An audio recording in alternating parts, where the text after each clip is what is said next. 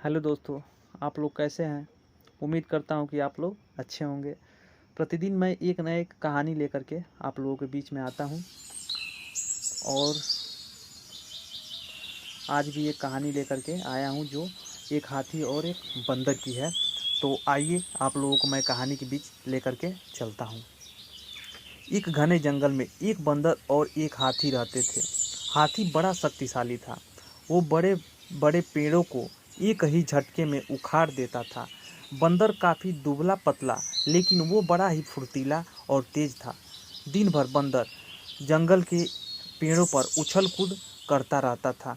बंदर और हाथी दोनों को ही अपने गुणों पर बड़ा ही घमंड था।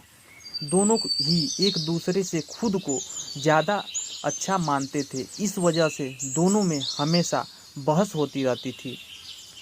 उसी जंगल में एक उल्लू भी रहता था जो अक्सर बंदर और हाथी की हरकतों को देखता रहता था। वह इन दोनों के लड़ाई झगड़े से परेशान हो गया था। एक दिन उस उल्लू ने उन दोनों से कहा, जिस तरह तुम दोनों लड़ते हो इससे कोई फैसला नहीं होने वाला है। तुम दोनों एक प्रतियोगिता के जरिए आसानी से यह फैसला कर सकते हो कि तुम दोनों में से शक्तिशाली कौन है। बंदर और हाथी दोनों को उल्लू की बात अच्छी लगी। दोनों ने फिर एक साथ पूछा, इस प्रतियोगिता में क्या करना होगा। उल्लू ने कहा, इस जंगल को पार करने पर एक दूसरा जंगल आता है जहाँ पर एक काफ़ी पुराना पेड़ है जिस पर एक सोने का फल लगा हुआ है। तुम दोनों में से उस सोने के फल को जो पहले लाएगा उसे ही इस प्रतियोगिता का विजेता माना जाएगा और असल मायनों में सबसे शक्तिशाली कहलाएगा। उल्लू की बात सुनते ही बंदर और हाथी बिना पूछे और बिना सोचे समझे दूसरे जंगल की तरफ निकले। बंदर ने अपनी फुर्ती दिखानी शुरू की। वह एक ही छलांग में एक पेड़ से दूसरे पेड़ तक पहुंच जाता। हाथी तेज से दौड़ने लगा और रास्ते में आने वाली हर वो चीज़ को अपनी मजबूत सूंडों से उखाड़ फेंकता। थोड़ी ही देर में हाथी और बंदर उस जंगल से बाहर निकल गए। इस जंगल से दूसरे जंगल के बीच के रास्ते में एक नदी बहती थी। उसे पार करने के बाद ही दूसरे जंगल में पहुंचा जा सकता था। बंदर ने फिर से वही फुर्ती दिखाई और झट से वह नदी में कूद गया। लेकिन पानी की लहर काफ़ी तेज थी तो बंदर नदी में बहने लगा।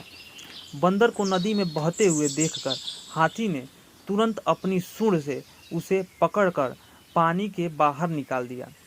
हाथी के इस व्यवहार को देखकर बंदर काफ़ी हैरान हुआ। उसने विनम्र होकर हाथी को अपनी जान बचाने के लिए धन्यवाद कहा और अपनी हार मानते हुए हाथी को ही आगे का सफ़र तय करने के लिए कहा। बंदर की इस बात को सुनकर हाथी ने कहा, मैं नदी पार कर सकता हूँ, तुम भी मेरी पीठ पर बैठकर इसे पार कर लो। बंदर हाथी की बात मान गया और वह हाथी के पीठ पर बैठ गया। इस तरह दोनों ने नदी पार कर ली और दूसरे जंगल में पहुंच गए। फिर दोनों ने मिलकर सोने के लगे हुए फल वाले पेड़ को भी खोज निकाला। सबसे पहले हाथी ने अपनी अपनी सूंड से उस पेड़ को गिराना चाहा, लेकिन वह पेड़ काफ़ी मजबूत था। हाथी ने प्रहार से वो पेड़ नहीं उखाड़ा। फिर हाथी ने निराश होकर कहा, मैं अब यह फल नहीं तोड़ सकता। बंदर बोला, चलो मैं भी एक बार कोशिश करके देखता हूँ। बंदर फुर्ती से उस पेड़ पर चढ़ने लगा और उस डाली पर पहुँच गया जहाँ सोने का फल लगा हुआ था। उसने वह फल तोड़ लिया और पेड़ के नीचे उतर गया। इसके बाद दोनों वापस नदी पार करके अपने जंगल लौट आए और उल्लू को वह सोने का फल दे दिया।